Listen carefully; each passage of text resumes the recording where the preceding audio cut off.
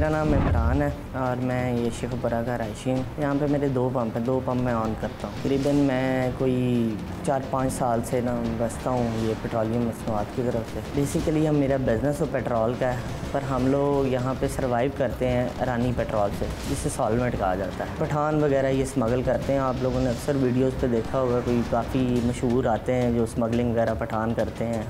मैं उनको वैसे नाम नहीं लेना चाह रहा। ये हमारे पास यहाँ पे शेखुपुरा में आता है, जहाँ से ये सारे डिपो पेट्रोल की सप्लाई है। यहाँ पे ये लोग लेकर आते हैं और हम इनसे बाय करते हैं और इसको बाद में अपने पेट्रोल के अंदर मिक्स करते हैं। पर लीटर में 70 रुपीज़ बचते हैं। N1 भी एक है पेट्रोल जो कराची से आता है, उसकी ज़रा सॉल्वेंट ईरानी से ज़रा बेटर होता है, पर होता वो भी सस्ता है। Total all over the Punjab में तो ये ईरानी ही चल रहा है। शेखुपुरा में शायद कोई हों 2-4 पंप हों जो कोई ओरिजिनल पेट्रोल PSO का चलाते हों। किसी भी पंप वाले को अगर वो कहे ना कि मैं ओरिजिनल में बचाऊँगा पैसे पेट्रोल में, तो वो नहीं बचा सकता। 7 रुपये बचते हैं। खुद बताएं, अगर किसी पंप की सेल हो 20,000 तो वही कुछ बचा सकता है हलाल में, तो नहीं तो उसको तो अपनी सैलरीज नहीं दे सकता।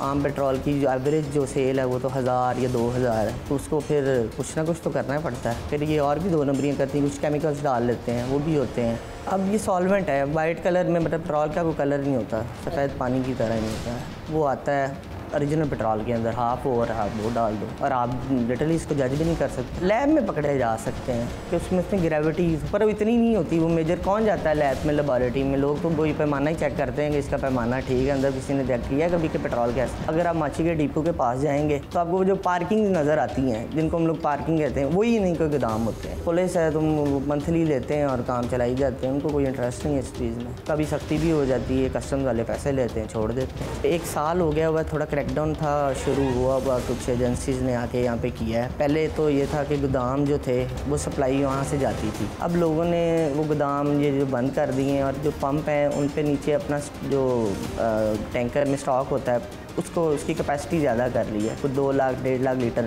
कैपेसिटी कर ली है। वहीं से सप्लाई दूसरे पंपों को देने लग गए। ऑर्डर लेते हैं और पंप से ही गाड़ी आती है। अब सिंपली हम देखेंगे गाड़ी पेट्रोल वाली, ये टैंकर आके खड़ा होता है, कभी किसी ने चेक तो ये तो नहीं करना कि ये यहाँ से तेल उठा के कहीं और लेके जा रहा है। आम कंज्यूमर या किसी बंदे को तो ये जजमेंट ही नहीं होती कि वो किस तरह इसको देखेंगे। तो वो ऑर्डर लेते हैं इसी तरह और दूसरे पंपों में दूसरे ज़िलों में तकसीम करते जाते हैं, मतलब जो उन्होंने सेल कर